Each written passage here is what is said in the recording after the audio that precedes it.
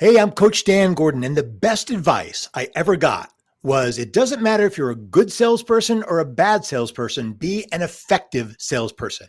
Meaning that when you're done speaking with a prospect, when you leave, they're still thinking about you. They're thinking about the things that you said, the suggestions that you offered, and they are moved to a different place. That is your ultimate goal as a salesperson, not to just close a deal, but to have a big effect on the people that you talk to. Ooh, I love that, Dan. How about that, huh? That's hot stuff. So when did you learn that in your sales career? You said starting out first thing, or when? Yes. So that was... So I used to teach personal development courses, right? I taught a course called Understanding Yourself and Others. I flew around the country and in Europe teaching these intensive 3-day seminars. And that's really where I learned about the human condition, how human beings make choices, and the things, the reasons that we do the things that we do, and the reasons that we don't do the things that we should do. Okay.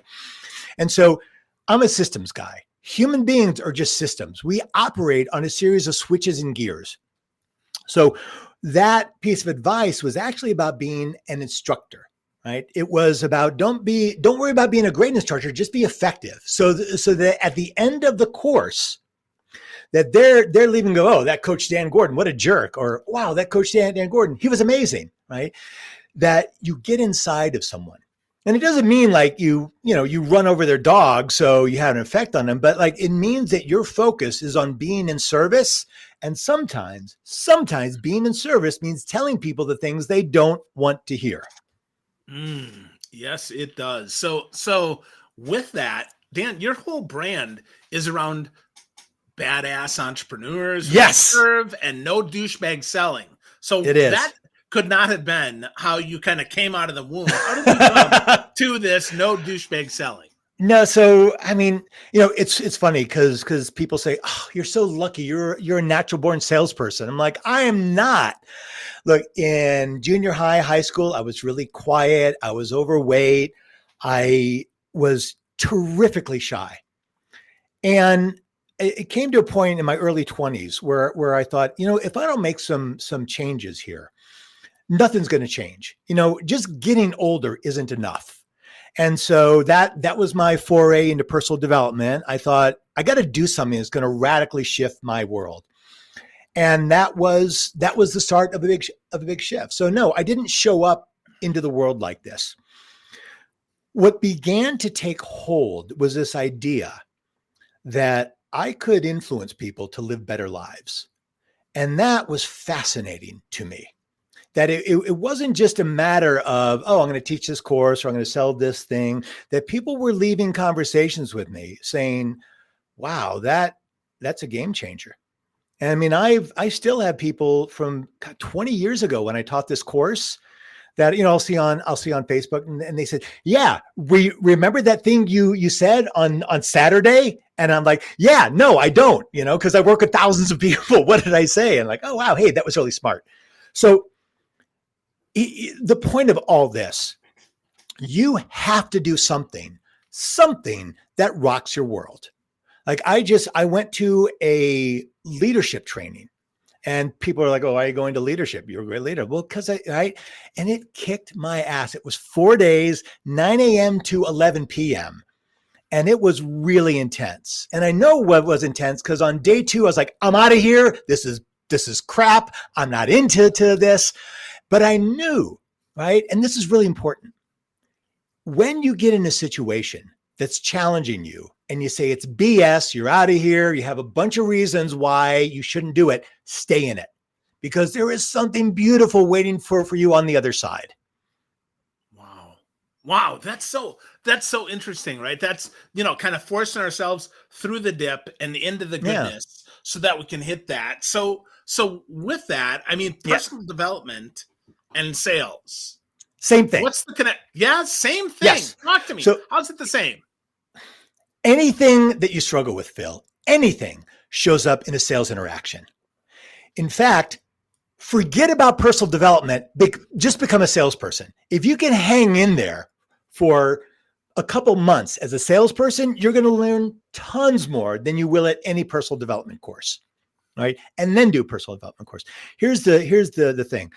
how you think of yourself, how you value yourself, what you believe in terms of your ability to influence other people, the value that you place on your product or service. This all comes rushing at you at light speed in the sales interaction because people are going to challenge you. If I said to you, Phil, hey, you should go to this really great restaurant. I love it. You might be like, yeah, I'll check it out. But if I said, hey, Phil, you should spend $65,000 and hire me as a coach. You're like, well, hold on a second. What makes you think that you're worth that much, right? That's going to bring up a lot of stuff.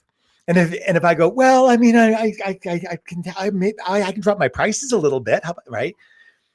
So standing in the fire of someone's disapproval, standing in the fire of someone's judgments, their thoughts about you, and understanding where those thoughts come from and staying focused on helping them, not protecting yourself.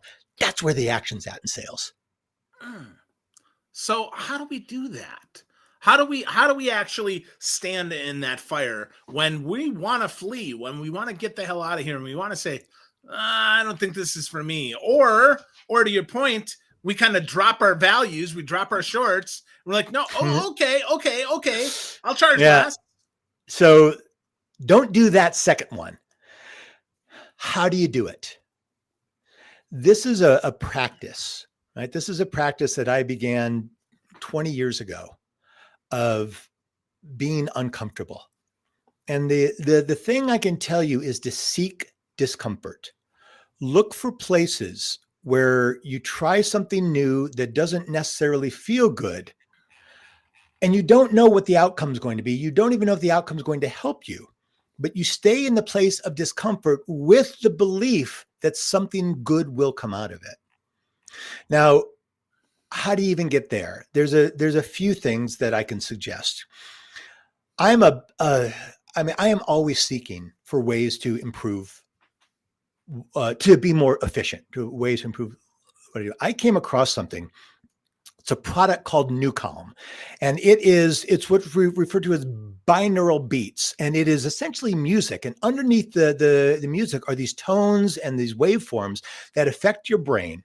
And look, I was drag kicking and screaming to this. It sounded like crap, right? But they put 40 years into this. The Department of Defense, Special Forces, Navy SEALs, the FBI, they all use this. And these are people who have a lot more stress than I do. And what you do is you put on headphones, you put on an eye mask, and you just listen 30 minutes, an hour. And it improves your sleep, which is the number one thing that entrepreneurs don't get. It relieves your stress, it improves your focus, and improves your performance. So I called them up. I'm like, what is this thing? And I talked with the CEO, Jim Poole, an amazing man that has dedicated his life to helping people with this technology. It's patented, it's gotten approved by the FDA, the only one like that. And so I said, I want to promote this. Can I do that? And he's like, sure. So if you want a 14-day free trial where you can try this thing, and believe me, if you do it, you're going to see results. Just text the word CALM, CALM, to 213-409-8366. Text CALM, CALM, to 213-409-8366. You'll get a link for a free 14-day trial. That's all I'm going to say on it. I don't want to just sit here and take time with that. But whenever I find something that I love like this, I'm all for it. I mean, I'm talking about this on podcasts. All of my clients use it. I urge anybody, CALM, CALM, 213-409-8366.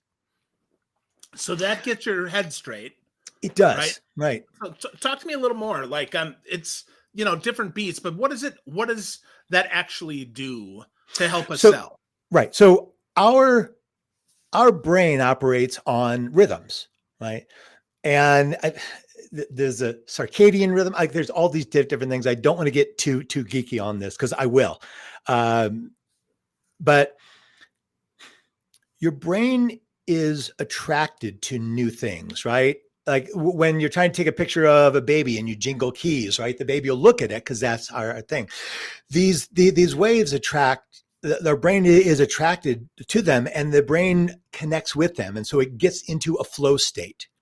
And that flow state changes the way that your brain is signaling the different parts of the brain, right? We are an emotional species operating emotionally based on external stimuli. So you go into a sales situation. Your brain tells you you're in grave danger. You're not, but that's why you're so nervous. Right? The reason that you're nervous in a sales situation has nothing to do with whether or not they buy or sell, and it has everything to do with when we were cave dwellers 2 million years ago. Right? Back then, if we weren't in community, we were dead. Right? We had to hunt together, gather together, defend ourselves together. If you were ostracized from the community, you died. Like that's just the way that it was. So jump forward a couple million years, that operating system is still operating in our system, right? The fear of breaking rapport goes back to that 2 million year cave dweller where we're saying, I'm going to die if somebody rejects me. Right? That's why we don't like rejection. Like, it's why hard to ask out your crush. It feels like you're going to die. When you get your brain into a flow state, when you ease the tension and it changes the way that your brain is communicating with itself about, the stimuli is dangerous. And it says, no, I'm safe. Your stress drops, your fear response drops, you get out of fight or flight, you increase your serotonin, you decrease your adrenaline, and suddenly you're in a space where the words are just coming at you. Like, so I did it before this podcast, right? I do it before every podcast. The reason I'm so articulate is because of that. Interesting. That's right? pretty cool, man. It is. It is. Cool. And so let me tell you about no douchebag selling, because you asked about that. Okay. Yeah, I was just going to say, okay. Yep, that's my next question. Yep. So as I was learning to sell, and like I said, I didn't come into this world as a natural born salesperson. I used to hyperventilate before and after sales meetings. I actually would hyperventilate during sales meetings sometimes. I realized that I was so caught up in the idea of like trying to connect with people, but not being pushy. And it seemed like it was one or the other, right? Like when you go into a retail store, sometimes they're like, oh, you should try this. You should try this. Hey, how about this? What are you looking for? Right? Pushy. The other thing that they do is I'll just let you look. And if you have any questions, let me know. Both of those are terrible. They are terrible strategies. The first one, you're not letting somebody just sort of be in a flow state where they're, okay, yeah, I like this. The other one, what you're saying is you're on your own. I'm not going to help you. And I know that it's a benevolent idea that I'll just let the person think, but you're the expert in the store. So what the solution is saying, hey, Phil, we just got in these new suits. I love them. Can I show them to you? Like you got to check these out. All right. And I show them to you. I love this. Here, I'm trying the jacket. What do you think, man? Cool. Hey, I got to go, do some accounting or, whatever. Just check it out. I'll be back in a minute. Right. So what I've done is I've showed you my expertise. I have an opinion about the suits, right? I'm not saying everything here is great. Then I give you that. Then I leave. I make an excuse to leave so you can process what's going on. Right? Then I'm going to come back. Right? So that's no douchebag selling. Right? It's authentic. And it's not like, oh, you look great in that suit. It might be like, you know what, Phil? I made a mistake. This is not your look. Let's try this thing. Right? Or it's not just what kind of suit are you looking for? It's more like, hey, what kind of event are you buying the suit for? Because I know you didn't just go, I need a suit, right? What's going on? Oh, you're getting married. Wow. Hey, congratulations. Like, how long have you known each other? Where'd you meet? Right. So you begin a relationship based on where the person is, not where you want to take them, not the thing that you want to sell them. Right. So I'm learning about you. In my coaching business, when I start talking to people about coaching, the last thing on my mind is closing them as a client. I want to know where they are. I want to know what drove them to want to talk to me. And then I start providing them with a lot of value. Oh, wow. Okay. I see this is where you're stuck. Have you thought about doing this and this? Now, I know that they're better off coaching with me than not, for two reasons. One, I got to be honest, I don't know a better coach than me, because I don't know a coach who has worked this hard to be good at coaching as I have. So I look at it as my responsibility to do everything that I can to connect with them. And the other thing is I just want them to be better, right? I want them to be better in life. And I think that if I stay connected with them, that's what's going to happen. So no douchebag selling is kind of, there's two parts of it. One, it's meeting people where they are. It's helping them from their space. And look, you don't do that naturally. Human beings, by our nature, are self-involved pricks. We just are, right? We have this thing called a survival mechanism inside of us. So we're constantly thinking about ourselves. It's very hard to think about someone else and to think about ourselves at the same time. Like, oh, I want this for you, but I also want this for me, right? So it's this balance, right? Of like, okay, I want you to be great, Phil. I want you to be happy and healthy, and I want your brain to explode with the possibilities of who you can be. And I believe that I can help you get there. I don't know that anybody else can.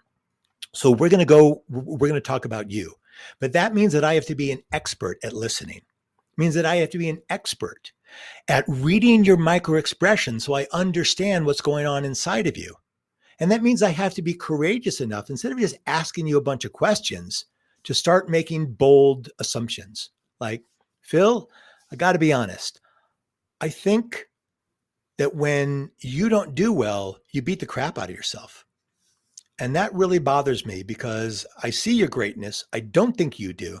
And I'd really like you to go easier on yourself. Like, I'd like you to be more of your own best friend, because kicking yourself in the ass is not how you become successful. It's how you get close to it. But the rest of the way has to be with appreciating who you are. Does that make sense? Sure. That makes sense. Just out of curiosity, does that ring true for you? Yeah, sometimes. Yeah, for sure.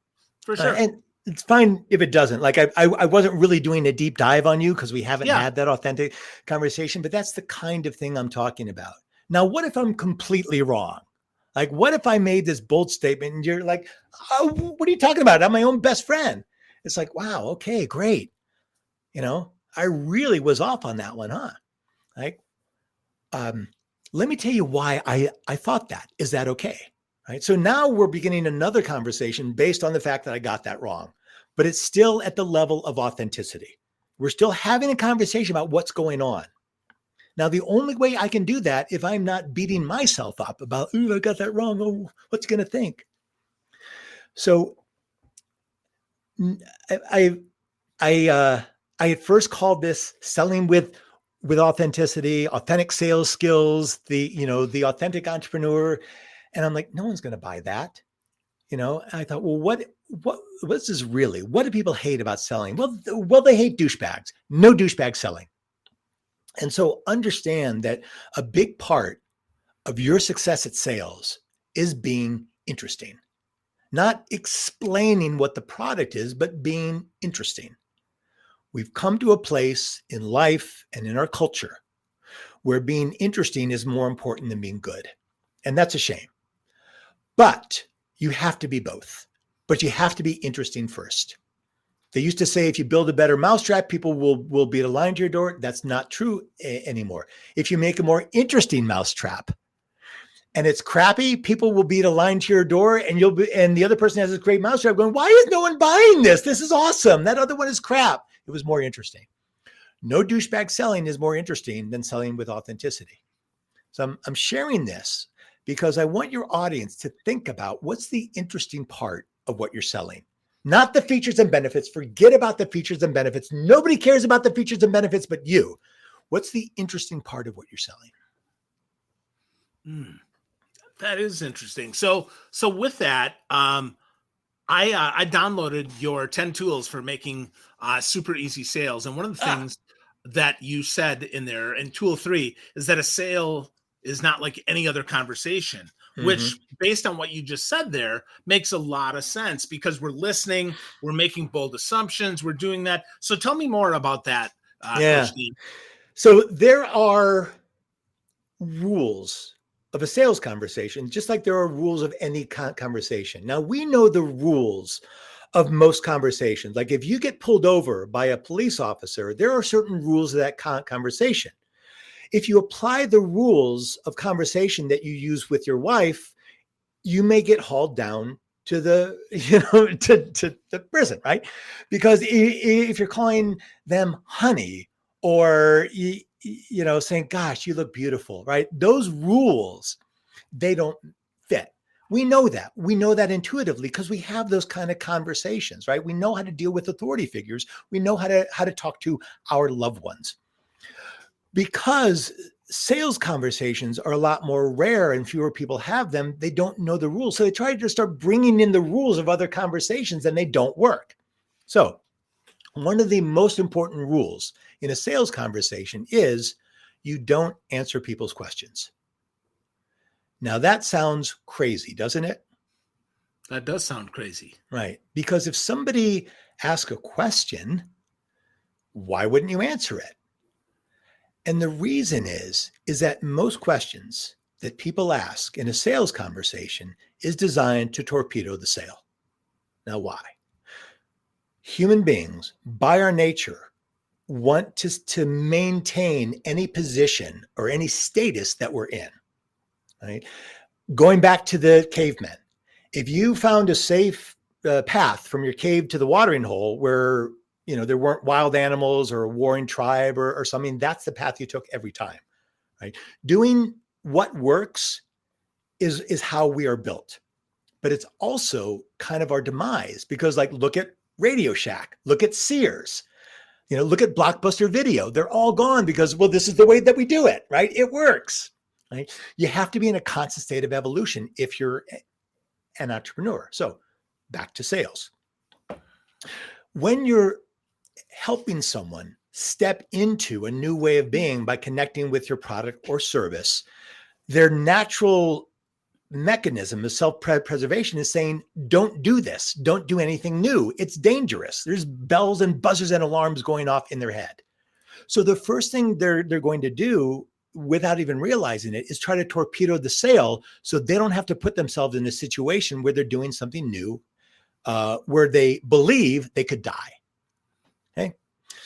So what you have to understand are the questions that are designed to torpedo the sale and the questions that are closing questions. Closing questions are, do you have a payment plan, right? Where I don't have to pay everything up front. That's a closing question. That's a buying question. The person is already in the mindset of, oh, okay, this is what I want. How can I make it happen? A question that's designed to torpedo the sale is something more like, well, how long have you been in business? Or, what's your success rate with real estate, as a coach? Have you ever worked with a lawyer? Right?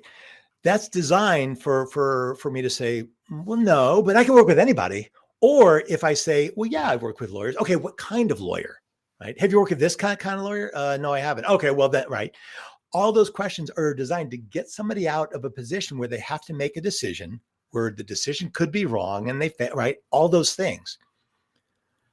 So I'm going to give you a tool that you can use as a salesperson anytime you run into a question that's designed to torpedo the sale. And again, most of them are, right? Because if you don't answer the question, what do? You can't ignore them. Right? So Phil, we're in a sales conversation. You come at me hard. Like, well, have you ever worked with a podcaster? Like, I'm a professional podcaster. Like, so how do you coach a podcaster? Right. And instead of going, oh, okay, right. I'm like, hey, Phil, I get it. I understand. Like, this is a big decision to work with me. And you're going to come up with a million different reasons not to. And we have to explore those decisions. Like that's what's important.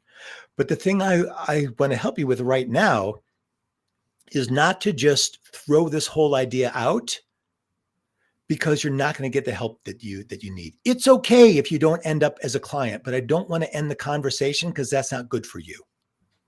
All right. So let me back up and show you what I did. And by the way, you were nodding your head, meaning that you were with me on that. Right? Notice that if you came at me that way, I'm not answering your question. And when you don't answer the question and you take it in a different way with that, hey, I get it, and really start talking about what they're experiencing, they're not going to go back to the question because the question was BS. If they do go back to it, then you probably should answer it because either they're stuck on it or it was a real question. But 99% of the time, when I reframe the question in terms of what's really happening authentically in the moment, which is you're feeling fear, that's where the conversation goes. That's why you don't answer their questions. That's why you open something with a phrase that's designed to go deeper. Now that I've created over 25 of those different phrases. And if you would like, you who are listening, you may download them for free. There's nothing to buy. There's no funnel that you're going to go into. Just text the number 25 to that same number, 213-409-8366, 213-409-8366, and text 25. Now, that ebook that you downloaded, Phil, everybody can get that too. Text sales, SALES, to that same number, 213-409-8366. Are you detecting a pattern here, Phil? I kind of get the number. Yeah, I do. Absolutely.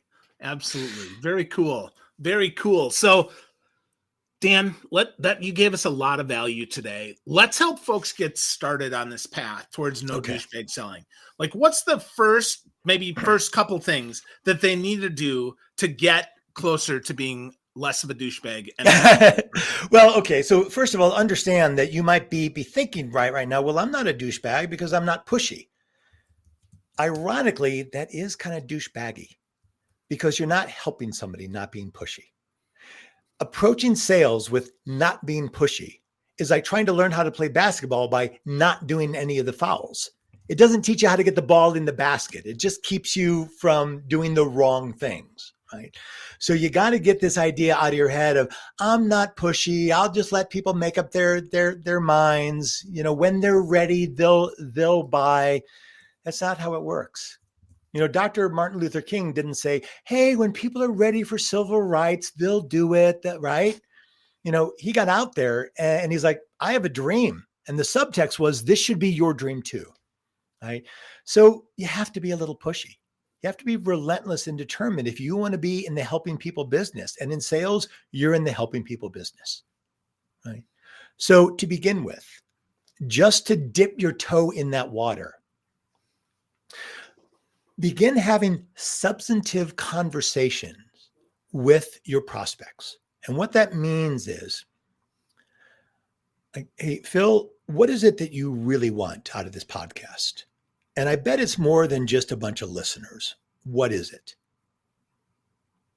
Yeah, okay. That's good. Yeah, that's a deep question. Yep. Right. That's a substantive conversation. Now, notice I'm not saying, Phil, you need a coach to get really good at this. I'm asking you to ask yourself a question that will lead to a deeper and more authentic conversation with me, right? So anybody that's in business did not get into that business for the purpose of selling something. Selling something allows them to continue doing the thing that they love.